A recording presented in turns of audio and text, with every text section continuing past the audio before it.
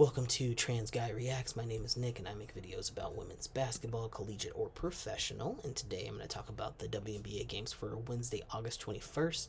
Before I get into the games, I do want to talk about things that I forgot to mention yesterday. So yesterday, there were two trades that happened that I wasn't really paying attention to in the WNBA. So there was the exclusive negotiating rights for Claire Lindquist that were traded to the Washington Mystics from the Phoenix Mercury, and Sug Shutton was traded from the Phoenix Mercury to the Washington Mystics. So that was yesterday. I just kind of missed that. Yesterday was the trade deadline, so there are no more trades that are going to happen for the rest of the season. But teams can still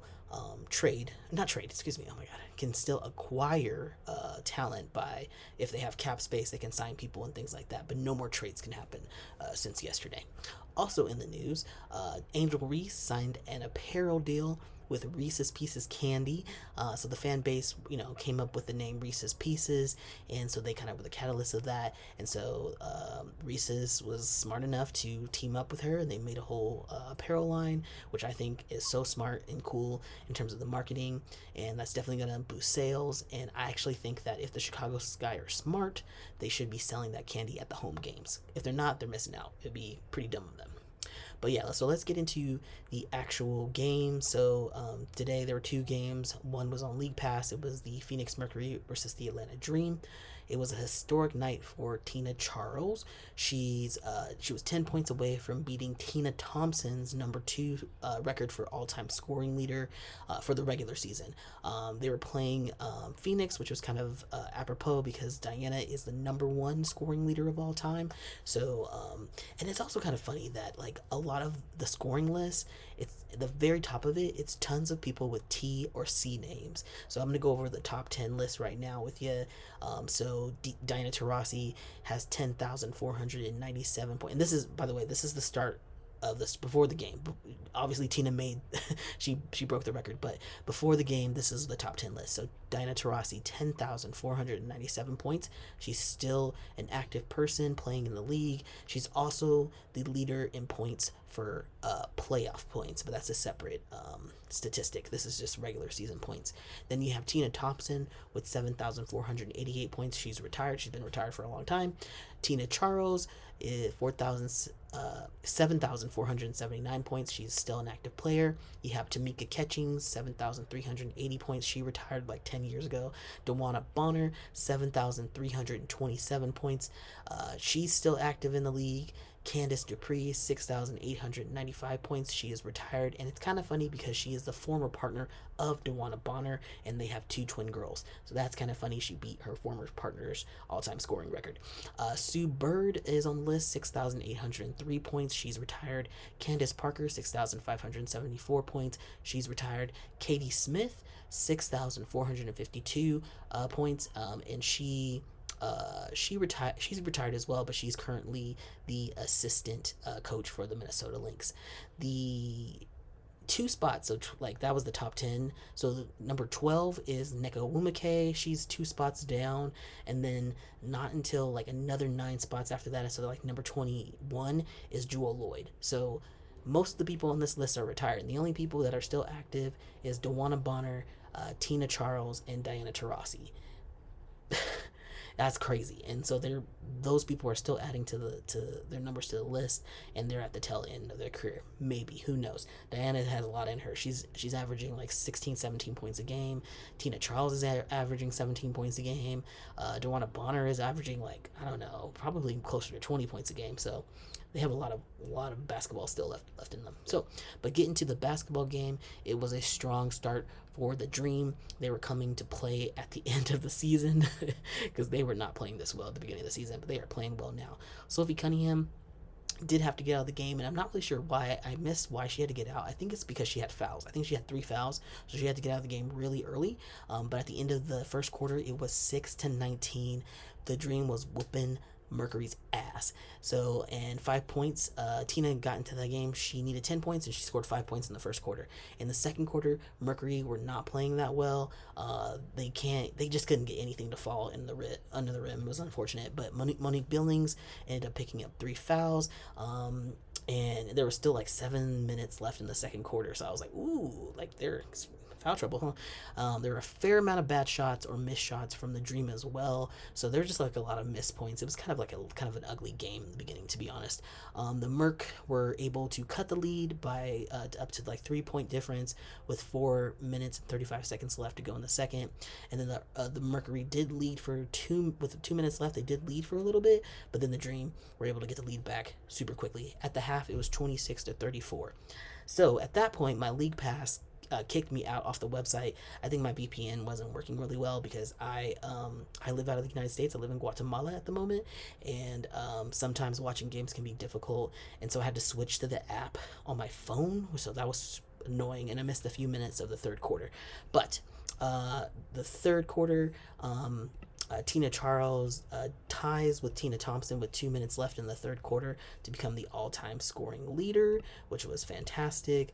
She just needed one more to pass her, and she does that a little bit later. DT goes out with a neck injury at one point after making a play on the ball. She's been battling like a neck and a back injury, so that was a little scary because it was like off the ball, no one bumped into her or anything. She just kind of like tweaked her neck, and I was like, oh no. Sophie Cunningham does come back into the game in that third quarter, and the Mercury are able to cut the lead and make it an even game. So at the end of that, it's 48-51.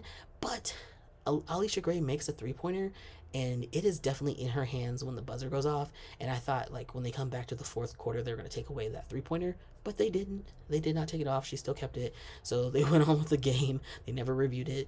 So the score was 58-51, even though it should have been 48-48. But who cares? Tina gets her first points in the quarter and passes Tina Thompson for second all-time scoring in the list. They end for the scoring list or whatever, scoring record. They stopped the game for a second. They announced it on the intercoms. They kind of give her flowers, people dapping her up, hugging her, and all that stuff. DT hugged her and all that stuff, and then they gave her the game ball, which was really great, and then they subbed it out with a new ball for the rest of the game, so she got to keep that ball, which is pretty awesome. Then they get back into the game, and then Maya Caldwell goes off. She like hits 3 back-to-back buckets. It was freaking crazy. I was like, oh my god, I love Maya. Was so underutilized in Indiana. It was ridiculous. If she's playing like this with a Dream, you can see like how much potential they're wasting in Indiana. I don't know what the hell they're doing, but anyway, the Dream were playing especially well, and rebounding the ball, and the Merc can't hit a 3 to save their life, but they keep trying for some reason. Diana hasn't scored at all in the game, which is kind of wild because she scores like 16 points a game. So is Sophie Cunningham. She didn't score any points until the very end of the game. DT finally hits her first points with 3 minutes left in the game, and Sophie hits her first points with 40 seconds left in the game, which is like, what the hell is going on here? But the Mercury are able to cut the lead again, but it's just not enough time, and the Dream win this game 63-72. So this was a great game for the Dream. I just kind of wish they had played like this in the beginning of the season. That would have been nice. So let's look at the breakdown of the box score. So Kalia Copper did what she needed to do. She did Kalia Copper things. She had 22 points, 6 rebounds. She had a decent game. Brittany Griner had 14 points. Let's see here. What was her rebounding? 8 rebounds. 1 block, 1 steal, nothing too crazy. Natasha Cloud had 6 points. Monique Billings had 9 points. She did pretty well in the game. Let me move you over a little bit. It's hard to see. Alright, so yeah, that was kind of it. Natasha Mack scored. Diana Taurasi and Sophie Cunningham didn't really score. They only had 3 points each, and those are starters. So if the starters don't hit any buckets, then they're not gonna do well. It's gonna be harder for people to win the game. So that didn't work out in their favor. But for the Atlanta Dream, Ryan Howard had 19 points. Naz Hillman had 8 points, 8 rebounds. Tina Charles had 12 points, 17 rebounds for a double-double. That's crazy. She had 17 rebounds. Alicia Gray had 21 points. Maya Caldwell had 6. So it was just like a really big contribution from the starters. So they were able to play a really great game. So that was that game. Where is my... looking for my notes on Oh no, my notes for the other game are not coming up. Oh, there we go. Okay, woo, that was weird. Okay, so it took a little minute for them to come up. So the next game was the Minnesota Lynx for the versus the Las Vegas Aces. This game was on ESPN, so of course on main TV, so a lot of fanfare. This was also Maisha Hines Allen's first game since getting traded yesterday. She got traded yesterday. It was a very strong start for both teams, a very tight first quarter, also a very tight second quarter, but Lynx started taking the advantage, and Aces were having a ton of fouls. And then Jackie even gets her third foul at the end of the second quarter. It was not pretty. At halftime, it was 54-46. Kelsey Plum picks up her third foul at the start of the third quarter, and then Courtney Williams starts going off, playing ridiculously well. She was just like, I think she had a career high for this game.